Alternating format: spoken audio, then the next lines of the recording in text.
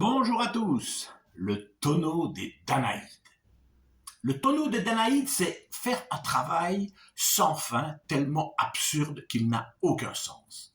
Ça sert aussi à qualifier des fois certaines personnes très dépensières. Un panier percé, comme on dit. Danaïde, ça veut dire enfant de Danaos. Danaos était un roi grec, il avait 50 filles. Son frère, Égyptos, avait 50 garçons. Il décide de les marier, les 50 garçons aux 50 filles. Comme ça, le patrimoine peut rester dans la famille. Mais les cousins veulent assassiner les filles le soir de la nuit de noces après consommation. Danaos, le père des filles, avant de la faire. Alors il fournit à chacune de ses filles une longue et fine épingle qu'elles peuvent cacher dans leur chevelure. Comme ça, la nuit de noces, avant la consommation, elles enfonceront l'épingle dans le cœur de leur mari. Et toutes, elles tueront leur mari. Toutes, non, sauf l'aînée, qui est tombée amoureuse de son prétendant et ne le tue pas la nuit de noces.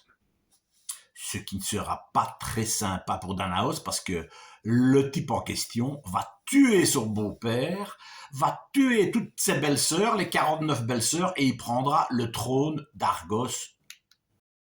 Alors les Danaïdes vont en enfer et là, pour leur crime, elles sont condamnées à remplir un tonneau percé. Chose impossible, évidemment.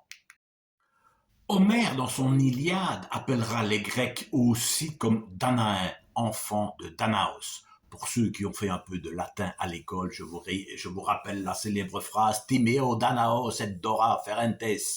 Je me méfie des Grecs, même quand ils apportent des cadeaux. C'était pour l'épisode du cheval de Troie.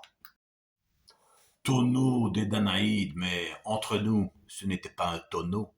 Les Grecs ne connaissaient pas le tonneau qui était une invention gauloise. C'était une amphore.